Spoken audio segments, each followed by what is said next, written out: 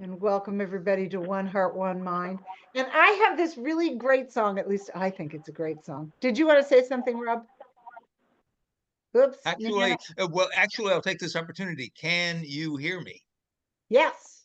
Cool. All right. And I think you accidentally shared with that we got it. Yeah, we can hear you, Rob. You sound great. Good. Before I couldn't lean back because you couldn't hear me. Now I can't lean back because the wire's not long enough. Oh dear. That's pretty funny.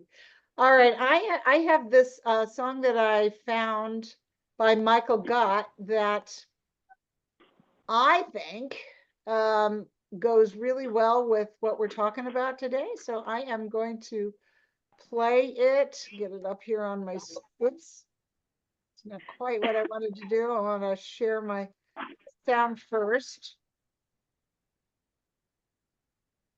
There we go. All right. Now I'm going to, it's just sound, so I'm not going to, oh, look, Danielle's here.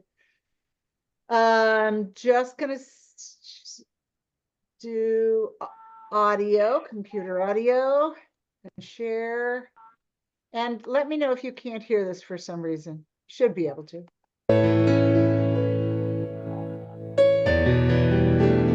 Can y'all hear it? Okay, wonderful. I really enjoyed this song when I found it. Michael Gott. Let it go. I release the thing I'm clinging to. I release what's holding me, and I'm falling into God's love.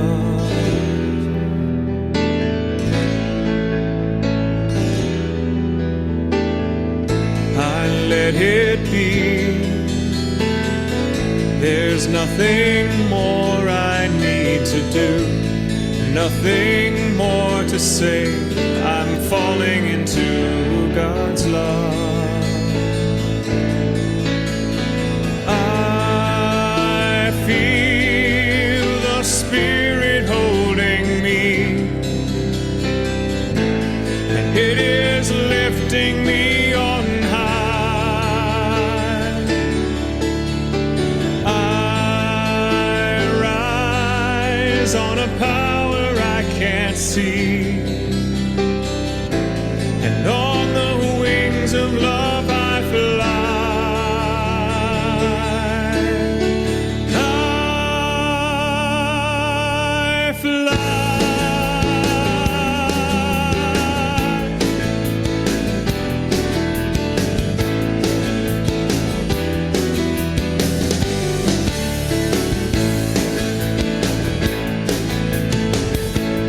Let it go. I release the thing I'm clinging to. I release what's holding me, and I'm falling into God's love. I let it be. There's nothing more I need to do, nothing more to say. I'm just falling into God's love.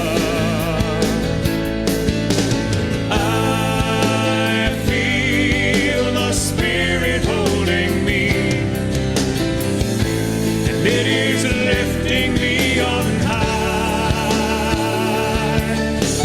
I rise on a power I can't see, and on the wings of love I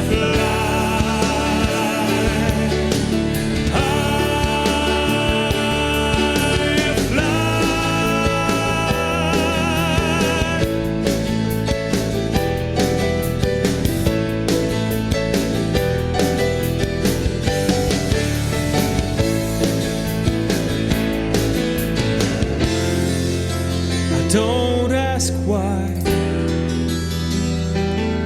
I don't have to understand everything. It's by faith I fly, and it's by grace I see. I see.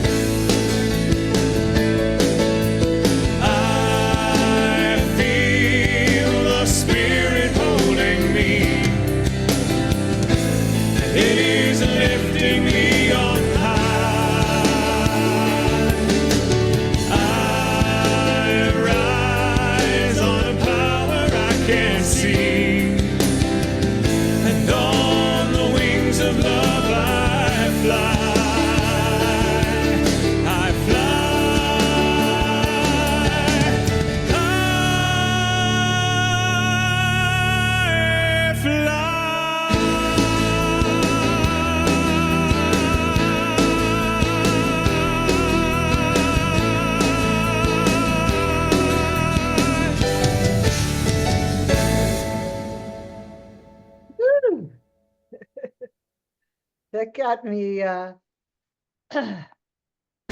Fear cannot be contained in universal. that gave me goosebumps. I love his voice. And I think that really raised the vibe. So we're all flying now. So I want to welcome our practitioner of the day, Ralane, and invite her to do our opening prayer and say whatever she'd like to say. Good morning, Ralane. Good morning. So let's just close our eyes and just feel the resonance and the reverberation and the vibration of that beautiful song and the words and the voice of such a beautiful singer, such a great voice. And we just feel the presence of God in, of, and through and all around us and through our Zoom meeting, connecting us in this big circle of love and light. And so I'm so grateful for today's service. I'm so grateful for all of you and all those that aren't able to come today but are still with us in the One Heart, One Mind community and beyond. I know that the principles of science of mind are just the most important ways of being in our life. And I'm just so happy that I'm aware of that and can practice the science of mind principles, which are really universal principles of God, of life, of spirit. And so I know that the service this morning with Reverend Michelle, the music, and all of you, is just, everything is just perfect and wonderful in every way. And I'm so grateful, so very grateful. I feel this gratitude in my heart. I feel the gratitude of all of you in this larger energetic circle of God, of spirit. And so I release this prayer into divine law, knowing it is already so. And I simply say, with all of you, and so it is.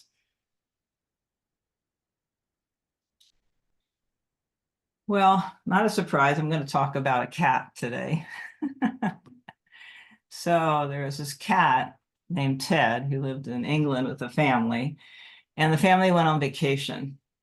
And all of a sudden, they're having a wonderful vacation, the children and the mother and father. They get a phone call from a neighbor, and she's like, "I'm really sorry, but your cat, Ted, has died in our pond." And so it was pretty upsetting, you know, for the children, and everyone loves Ted. He's just a family cat. And so they were like, the woman, the mother, was very kind and gracious. She seemed to just practice the principles of science of mind throughout this whole story. You know, it's about life and death and animals tend to lead the way to help us to be more compassionate people. And so she didn't want to bother the neighbor, so she contacted the local crematorium that cremates cats and dogs, and so she handled it all over the phone. And you know, it's not inexpensive to do this, you know. So she did this without hesitation. She didn't want to bother the neighbor, and then they were, you know, going along grieving losing Ted, but they were still having a, you know, a nice vacation. They get another phone call 4 days later from their cat sitter, pet sitter that happened to be at their house still watching the home. And she said, "You're not going to believe this, but Ted came through the cat flap door just now." And she didn't believe it, so she had to FaceTime to make sure it really was Ted. And it was Ted. So she realized that she had cremated a mystery cat. It wasn't Ted. So she felt sorry, though. You know, of course, they're very relieved and very happy that it wasn't Ted. But she, again, had the compassion and the connection with her neighbors and her, you know, the feeling of animals that, you know, this is sad, though, because, you know, her cat, Ted, loved to go over to the neighbors and play around the ponds. So she long distance tried to help the neighbors sort of figure out whose cat this was, you know. So a lot of energy and grace and you know, connection and compassion and oneness, I believe, was a part of this story. And they just could not find the owner of this cat. And so she, you know, comes back home and she gets the urn, and on the urn it says, "Not Ted." And so that was nice too, because there was humor in all this, right? They could have put Mystery Cat or something, but no, not Ted. So, she had these earned, not Ted, and and she didn't feel bad about paying for this. Again, that's abundance, the principle of abundance and caring and grace and connection with oneness. And so the crematorium people decided, well, first of all, they decided it was a homeless cat. So nobody really owned the kitty. And so the crematorium took the fee that she paid for the crematorium, for the cremating the not Ted cat, and gave it to the homeless kitty agency. And I thought that was a beautiful gesture, right? So now Ted, he's oblivious to all this. He's just happy, he's going on, and he still goes over to the pond, and they go over and take him away from there, worried that he might fall in the pond someday. So they're caring for him. But it's just an example too of how animals lead the way for us. They really do, just by being the beautiful spirits that they are. And I thought this was an example of living the principles, the universal principles of life and love and connection and joy and compassion and life and death. It was all interconnected. And What a great story. Yeah. Not Ted. Not Ted, no. Well, that was beautiful. And everybody got honored in the process. Mhm. So great. So I do have a new affirmation for September. Can you see that? Yes. It's always nice to read the first week of the affirmation. Yeah. The power of the universe is within me. It is the power of love. I know it, I feel it, and I live it in my life. My humanity is born from my divinity. I am blessed and grateful, and so it is. Oh, thank you for that. Thank you for that story. I always love to have a good story. So I have an oldie but goodie from Daniel Nahmod. It's actually a video. So I'm going to show it. And the reason that I'm doing this one is because I'm going to talk about really the basic principles that we teach and how universal they are and how unifying they are. And so I thought, I saw Daniel Nahmod play a couple of times, but anyway, this one time when I saw him play, he said that if this was the only song he had ever written in his entire career, that this would be enough, that this is how proud he is of this song. And I agree, it's beautiful. So, and this is the video he put together for it. So I'm going to go ahead. Oh, you know what I just realized? I didn't hit share sound, so you're not going to be able to hear it unless I do that. There we go. That's more better. Here we go. One power, one power,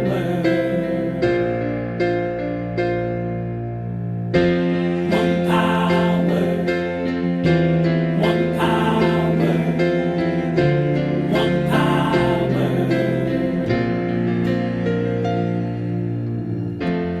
There's one power invisible, and you see it everywhere and every day. One power indescribable, and you speak of it with every word you say. Mysterious until you know the truth, as simple as the love inside of you. Call it God, call it Spirit, call it Jesus, call it Lord, call it Buddha, Baha'u'llah, angels' wings or heaven's door. But whatever name you give it, it's all one power, can't you see? It's the power of the love. in you and me. One power, one power, one power, one power.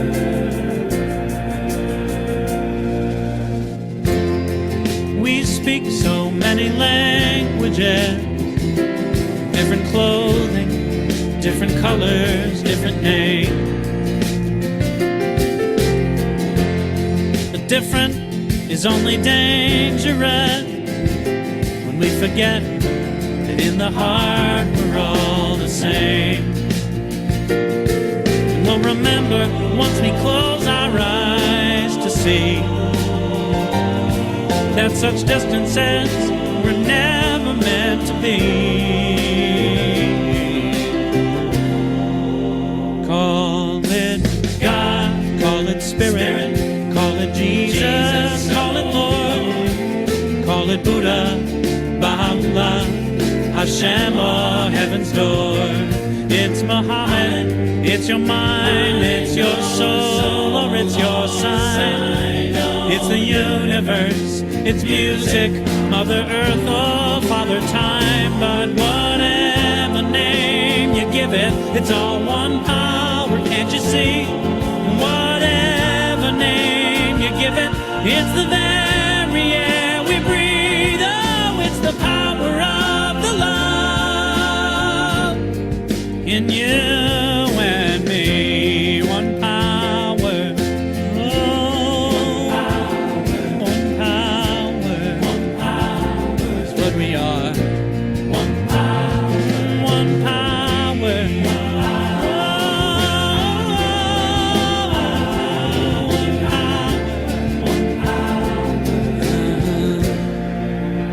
It's the moment of creation. It's an everlasting peace. It's the freedom of forgiveness. It's the sweetness of release. It's the joy of inspiration. It's the sunshine on your face. It's the birthright of all nations. It's the boundlessness of space. It's the beauty of a baby, the serenity of sleep. It's the anger we abandon, for it's love that's most deep. It's one power. It's one power. What we are is one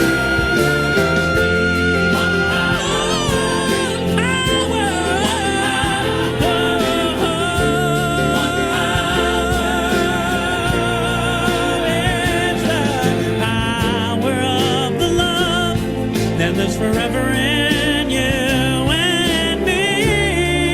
It's the power of the love in you and me.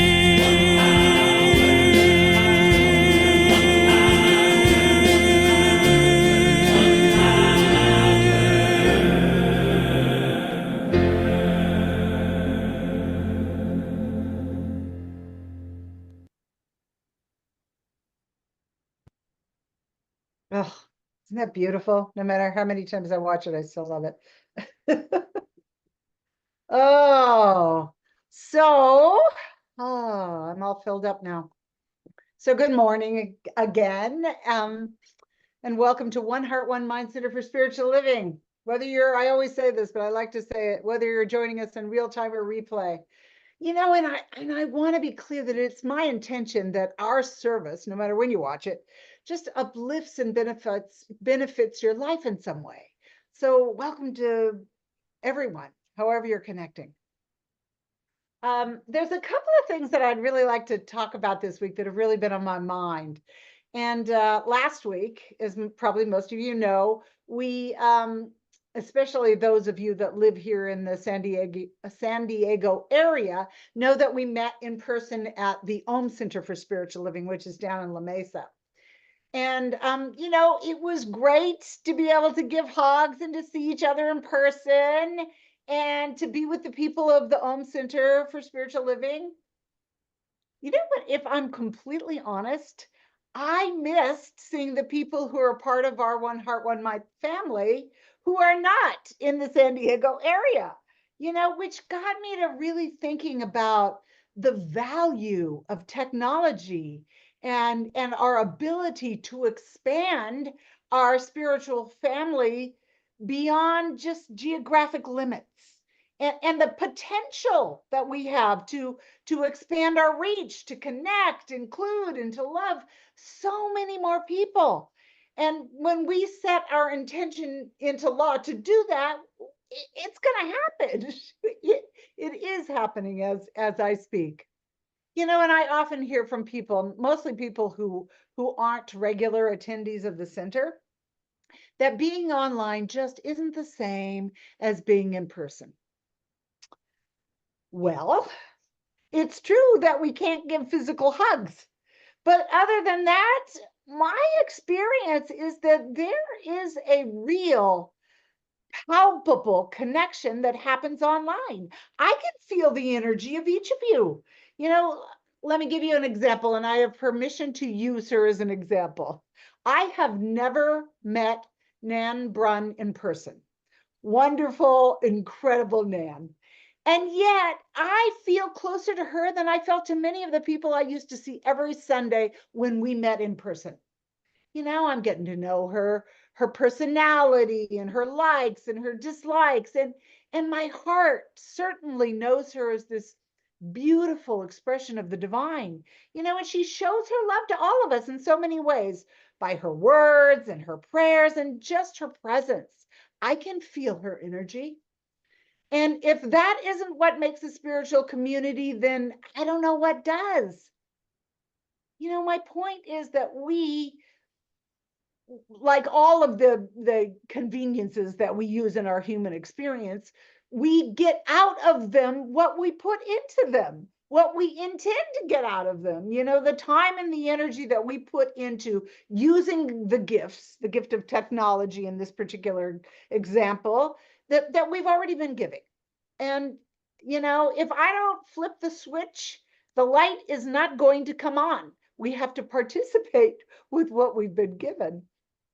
So this has been on my mind all week. And don't get me wrong, I enjoy the energy of being in a room with like-minded, loving people, but I don't feel any differently about the experience that I have online every single Sunday with my One Heart, One Mind family, and for whoever shows up.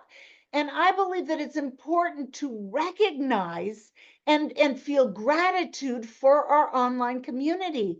And to never, ever think that we are the poor relation of the in-person services. It's different, but it's connective and it's inspiring and it's uplifting and wildly beneficial and joyous. And I'm just so grateful to all of you.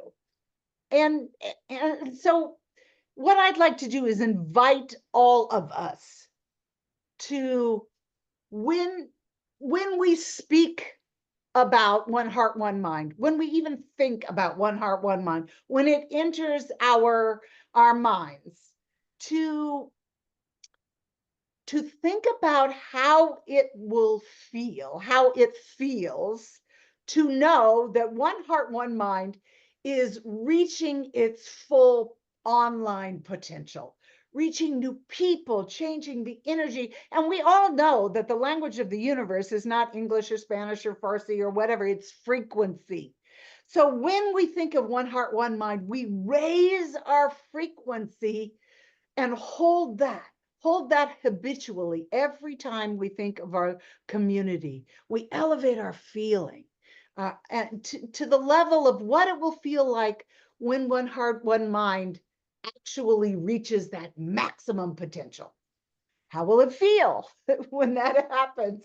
And when we connect with dozens, even hundreds of people every Sunday online. And we'll still have time to break out into small, intimate discussion groups, because I know that's important to a lot of us, to me for sure. And to be able to get to know each other personally. So I am asking you to hold in mind and heart how it will feel to know that we are transforming the world through our love, through our service, through our dedication to creating world peace and prosperity. And I'm asking you to hold this truth with me today. So I'm going to ask you, are you willing to do that with me? I'm looking for nods. Are you willing to hold that vibe of knowing that this format reaches its potential and is this point of light in the world? So that has really been on my mind all week, ever since we had the in-person service. And the other thing that has been on my mind quite a bit all week is the idea that basic spiritual, universal spiritual principles weave themselves through almost all spiritual traditions and philosophy. I would go so far as to say every, but I don't know that for a fact. So we know that universal spiritual principles weave themselves through all spiritual traditions and philosophies. And also the incredible variety of spiritual practices that are used to activate these principles in our life. It's almost awe-inspiring. Well, it is. And while I specifically myself use the spiritual principles and practices of the science of mind philosophy, I don't exclude others that speak to me. You know, when I first was introduced to the science of mind, like many people, I felt like I had walked into a home that I had been searching for all my life. It felt, big and open and safe and friendly. It was a giant welcome home. And I've heard this same story from many other people who felt exactly the same way. The spiritual principles and practices that Science of Mind teaches are the foundation of my life. I stand on them, I live them, and they empower my life. And when I find myself spinning in some human stuff, like happens quite a bit, stuff that feels uncomfortable and confusing, I always go back to and find peace with the basic spiritual principles of Science of Mind. They empower my life. This idea of basic spiritual principles and practices, it came up in our Tuesday evening discussion class last week. We've been reading a book called Happy for No Reason by Marcy Shimoff, which is a great book. And before that, we were reading a book by Pam Grout, humorously entitled Think and Grow Rich, which was also wonderful. And while these books were written by people who do not necessarily practice the science of mind, or even New Thought for that matter, the principles that these books are based on are the same principles we teach in Science of Mind.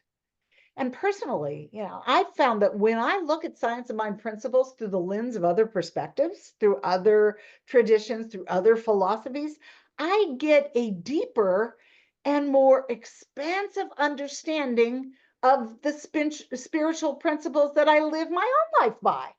And I can see and feel their universality and their changeless nature, which often kind of inspires me, invites me to take even a deeper look, a deeper dive into what Ernest Holmes, our founder, had to say about the same particular spiritual principle and the practices that Science of Mind teaches to activate or participate with that principle in our lives, so that we're empowered to demonstrate these healthy and abundant and loving and fulfilling and really joyous lives.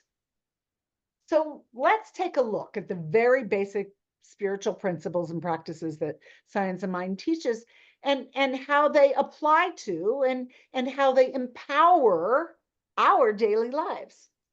So I went to the Declaration of Principles, which Ernest Holmes wrote, which lays all of the principles out, the spiritual principles. And the very first one that he talks about, I'm going to read it. Glasses are probably in order. And he wrote, "We believe in God, the living Spirit Almighty, one, indestructible, absolute, and self-existent cause." Holmes called this presence the thing itself. I love that. It's a great name for it. Muslims call it Allah. Jewish people call it Yahweh. Pam Grout called it the field of potential. Marcy Shimoff calls it happiness. Scientists and philosophers call it consciousness. I like to call it a few different things. I like the field of potential. I like consciousness, the divine presence. I use that one a lot. The mind of God, or just simply life.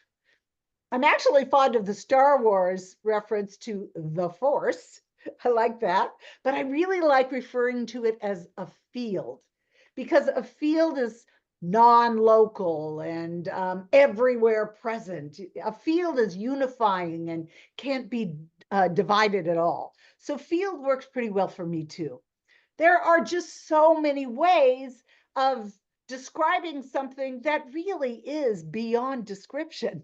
I think the words that Holmes used in the Declaration of Principles, the essence of it, kind of capture the essence of it as well as words can.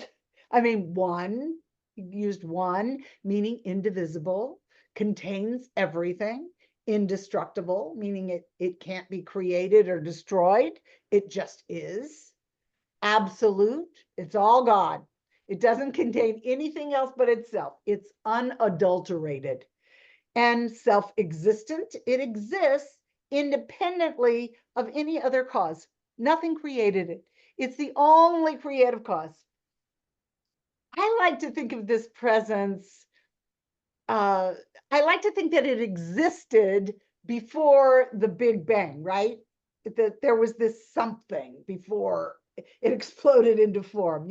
Scientists call this state the singularity. And, that famous scientist, Stephen Hawking, I wrote down the quote from him. Let me see if I can find it. I didn't find it before. Is this it? No. Of course, now that I'm looking for it, I won't be able to find it. Oh, here it is. Found it. He said that events before the Big Bang are simply not defined because there's no way one could measure what happened before time began. Hawkins believed that time began at the Big Bang, which I find it's a really interesting idea because in my human storytelling mind, the one that I kind of tell myself about the creation of everything, I imagine this presence, this singularity, being beyond time and space and being just so infinitely full of love, of creative juices, that it just couldn't contain itself anymore, and it just exploded into form, into natural laws. It just exploded into this expression of itself that is physical form. And it just expressed this infinite love out into a physical world, and that's kind of my personal mythology. And it'll be true for me until it's not, until my thinking and feeling expands around this idea. But for now, I just intuit that it was just this big ball of energy and love, and it just expressed itself. And I think the value in thinking about and talking about and intuiting the presence and the nature of God is that it allows us to have a relationship with this presence. Just like my story, I have a relationship with it. A relationship that I have to define for myself, that we each get to define for ourselves, and it makes this presence relatable, personal, practical, and empowering in our lives. And I truly don't think that it matters what spiritual tradition we engage with it in, as long as it supports our understanding and our relationship to this presence. It's so individual. Science of mind speaks to me. It fits my intuitive knowing of this ultimate truth. But it isn't true for everyone. And I certainly don't think that it matters. My sister Marcelle, who I've spoken of before, she's a very devout Catholic. And you know what? She is one of the happiest and the most content people that I know. And yet her way isn't my way. And I don't think it matters as long as we are following our own intuitive hearts. You know, Holmes wrote this in The Science of Mind. I dropped my paper. Hang on. Ah, it's so funny. I was rifling through everything and I dropped it on the ground. So Holmes wrote this as well. He said that we believe that God is personal to all those who feel this indwelling presence. And that'll be different for each of us. And I also read this story. Let's see if I can find this story. I usually have my talk so nice, and any of the quotes that I want to speak, I have them laid out, and I just dropped all the papers on the floor. It's like fun. So I read this story. It's by a woman named Catherine Glenn.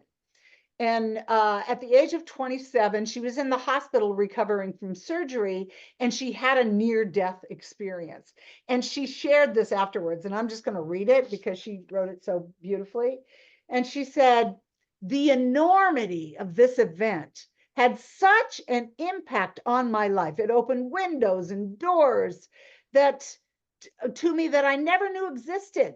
I was shown that religions are like jars of jelly on a shelf. I love that reference, jars of jelly on a shelf. Only each jar has a different label on it, put there by people. It's all jelly and it's all sweet. There are many paths up the mountain to reach God, and it really doesn't matter which one you take, because when you get there to that mountaintop, it's all the same: love, light, peace, harmony, gratitude, wisdom, truth, and victory for everyone. There are no religions in heaven, just jelly. Just jelly. And I don't really think it matters. You know, I mean, I like boysenberry, maybe you like cherry, but we all have this different relationship with this presence. You know, and all these qualities that she pointed out in her writing that she said are all the same, and all the different jellies, all the different jellies are all qualities that have a very high frequency. And they're the qualities inherent within this presence, whatever flavor of jelly we choose. And the qualities we think of as the worst of our human experiences, you know, confusion, anger, frustration, lack, limitation, disease. These are qualities that have the lowest frequencies and are sourced mostly from our human personalities and our egos, you know, born of cultural norms, previous experiences, but they're born of fear. So, you know, we can go to the higher frequency whenever we choose, because that's who we are. So there's our first two basic spiritual principles. God is all there is, including us. And, you know, since God is absolute, it has to include all creation. What else could there be? God is unadulterated. We are one with this infinite mind of God, and yet we experience it so individually. We're individualized expressions of this one, but we are one, not two. Somewhere in the Science of Mind text, and I mentioned this in the meditation, Holmes said that one in God is a majority. And because of this, we share God's nature. And its nature, as we know, is first love, and then to create from that love, which leads us into the next basic spiritual principle, which is we believe that universal spirit, which is God, operates through a universal mind, which is the law of God, and that we are surrounded by the creative mind, which receives the direct impress of our thoughts and acts upon it. That is a lot of words to say, that everything that we are thinking is moving into a natural creative law and becoming our experience. You know, and Holmes refers here to our thoughts as the thing that activates what he calls the law of God. And this is from the Declaration of Principles as well. And what I've come to discover is that while thought is the initiator of this creative process, this natural law. What he's referring to here is the law of God. You know, I've noticed that he calls it a lot of different names throughout his writing and speaking. While our thought activates law, it's only part of it. It's only part of the pattern. Thought creates a corresponding feeling. And when we think of thought, when we think a thought and then we have a feeling over and over again, it becomes a pattern. And our habitual pattern of thinking and feeling becomes our state of being. And it's our state of being, our frequency, where we're vibing at, that fires up and activates this creative law. And very wisely, Holmes told us to remain open at the top. As more and more is revealed through scientific discovery, and he was right. He knew, he intuited that our understanding of the mechanics of the creative process would continue to unfold. Our knowledge, our understanding would continue to expand. And of course it has. So the basic spiritual principles of science and mind are that we are one with both this divine presence and the law that created everything. And we express this presence into physical reality through this law. And we can consciously participate with it because we're participating with it all the time. You know, and I've come to see it like this. So the presence, call it what you will, the thing itself, field of possibility, God, this presence conceives an idea. In science of mind, we often call it the seed idea. And like a seed, it begins to grow, germinate when we plant it in the soil of our individualized mind of God. It's a universal mind, and we are that individualized point. We observe or we receive the seed idea that we give our attention to. And all thoughts and ideas have particular frequencies. You know, we can feel the difference between love and fear. They resonate at different frequencies. And the seed idea we plant or resonate with, whatever it may be, will activate creative law. Holmes told us that law becomes our law at the level that we participate with it. So the more we internalize the pattern of the seed, the more we personalize it and the more we demonstrate it in our lives. But here's the twist. We can receive a seed idea from the infinite presence, from God, or we can receive a seed idea from our previous experiences or our old internalized patterns, our old traumas, the outside world, the collective human consciousness. And it's up to us to watch where we put our attention and what seed idea we say yes to. What am I willing to receive here? Is this true? Because what we consciously or unconsciously, happens a lot, receive, we begin to perceive about ourselves and about our world and our place in it. And from this perception, the law becomes our law, and we activate it and demonstrate it in our lives. So we conceive, we receive, and we perceive. This is how we participate with this presence, which is love, and with law. And you know what? We don't have to work at becoming good manifestors. We're already excellent manifestors. We're manifesting all the time. It's who we are. Our part is to notice where we're receiving our seed idea. What frequency are we willing to embody and hold? What frequency do we want to habituate as our belief in our state of being? You know, do we want to demonstrate from that fresh new idea in God, or do we want to go with what we've already demonstrated over and over before in our lives? Some new idea, I think, is a good idea. Some expression of this one being, you know, and everything that we express in our lives is some form of the divine expressing itself out into our world. And we get to choose what we want to express. Do we want to express that unlimited sacredness that is already alive and is already who we are? We can think of each demonstration as this opportunity to reveal our own divinity, the elegant loveliness and the lovingness within us that's behind all things and is our true nature.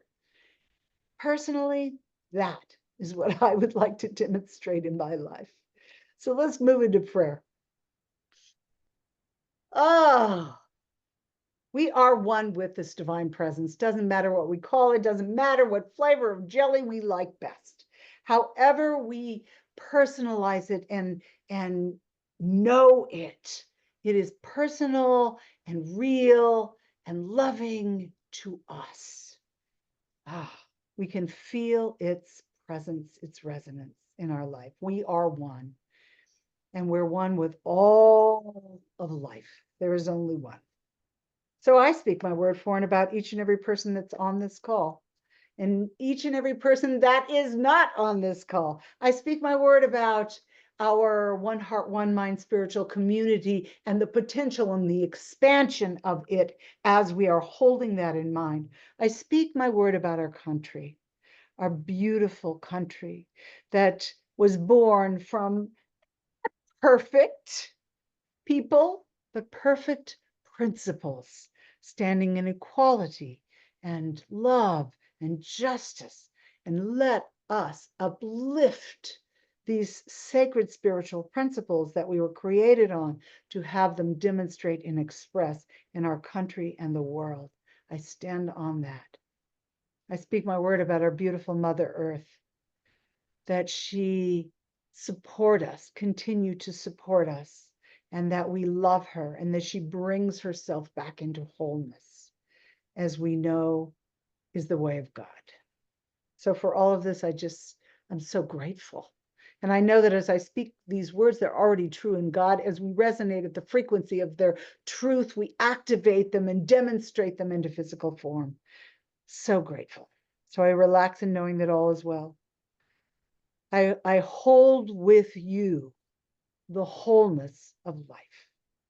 We release this prayer, and together we say, and so it is. And so it is. Oh, I'm so warm. I even have the fan and the air conditioner on in here. It's been, for those of you that are not in our area, yesterday it was 106 here. So we're having some warm weather. So it is time. I don't know, is it Rob or Lisa who is doing Lisa, Rob. Okay. I knew I would get it eventually. Okay, I have to put my glasses on so I can see the screen here. Okay, we are doing ways to give. And I really invite you to give to our spiritual community. It's important to support what feeds you. And I am knowing that since you're here, you're being fed. And I want to thank all the people that continue to support and give financially. I'm so grateful for that, so that we can keep doing this. Okay, I'm going to shut up now, Rob. You're doing fine. You were on a roll. So you can still hear me, right? Yep. Yes. Good. I was just reflecting on how if you're like me, you're getting about 50 requests a day in email and text for money. Yes. Maybe more than 50. Yes. And a lot of those are pretty important causes that deserve support. We deserve support too, and we get extra points because we only bug you once a week. So this is that time. If you would like to contribute, you can contribute via Venmo, and or you can send money directly to Michelle in Escondido on the address on the there on the screen. And assuming everybody got the chance to see that, and If we you have did, let me know and I can always put it back up. there we go. And our sacred giving declaration, everything flows from the nature of God's good. We give and receive from this flow in gratitude and in love. We rest in the infinite giving nature of spirit, and so it is. And so it is. Oh, thank you. So this Monday, we'll have our prayer group. On Tuesday, we're going to skip the class because everybody wants to watch the debate, which is fine. I want to watch it too.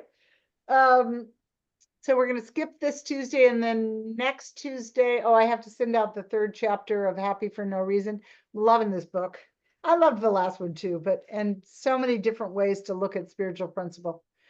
And let's see, no Wednesday prayer group this week because there was last week.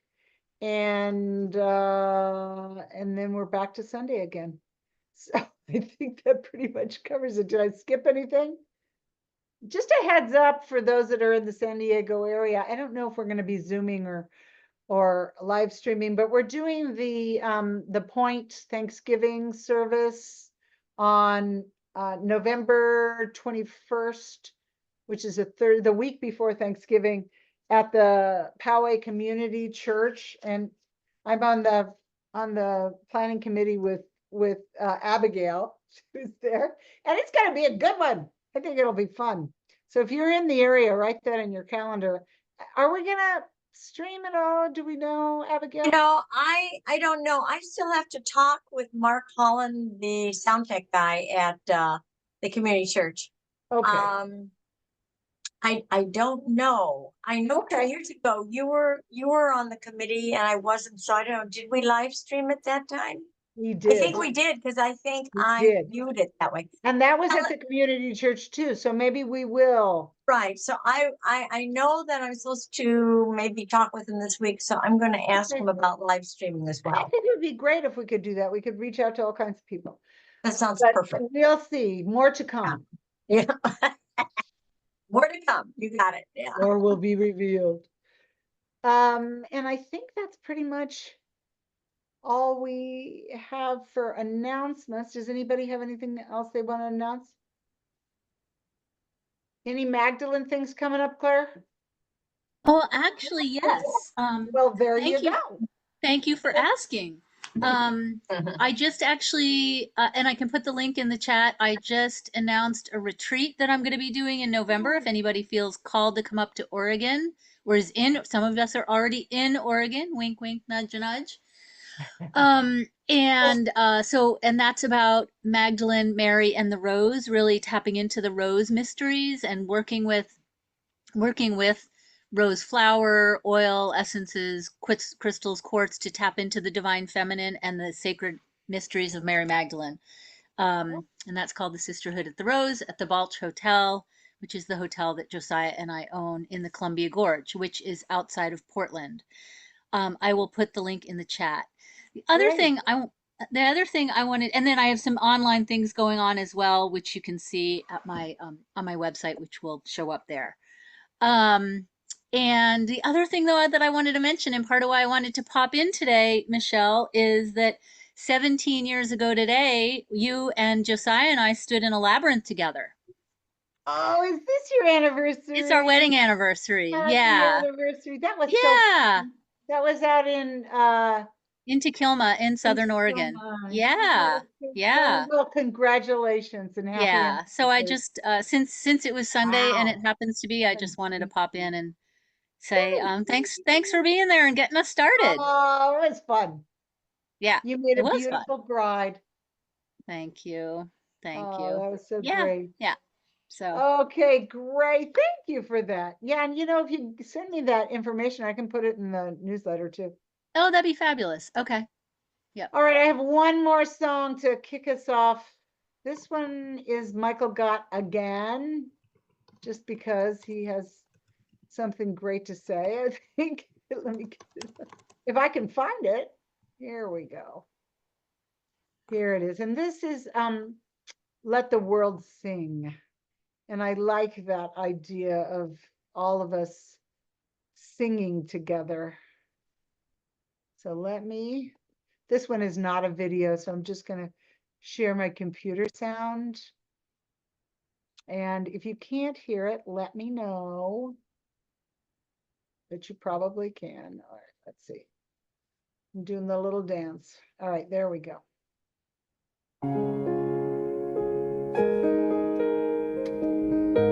Can you hear it? If thoughts have power, what could we do if everyone thought the same thing? If thoughts have power, what could we do if all of us share the same dream? Each of us believes in something. We all have a choice. If we choose to stand together, to sing out in one voice, then the sound will rumble, the walls will crumble, a brand new kind of dawn, an awakening. It's not a dream. We know we all are one. Let the world sing, joined in harmony. There's a part that is waiting here for you. Let the world sing the song we came to sing.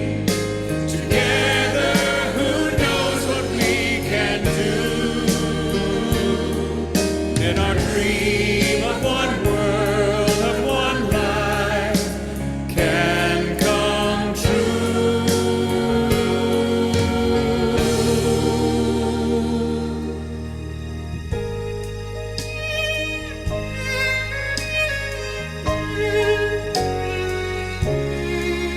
One dream.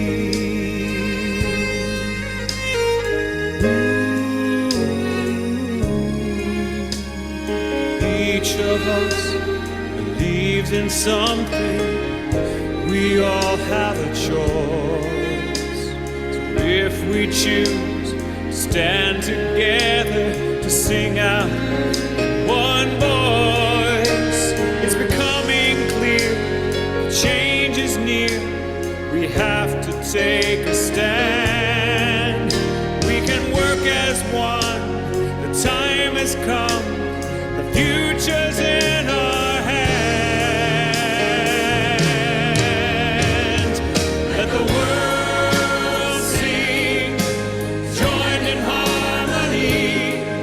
There's a part that is waiting here for you. Let the world sing the song we came to sing. Together, who knows what we can do? Then our dream of one world, of one life, can come true. Let the world sing, join in harmony. There's a part that is waiting here just for you. Join together now. Sing, sing your song we came to sing. Sing it now. Together, who knows what we can do? Anything, anything could come true. Let the world sing.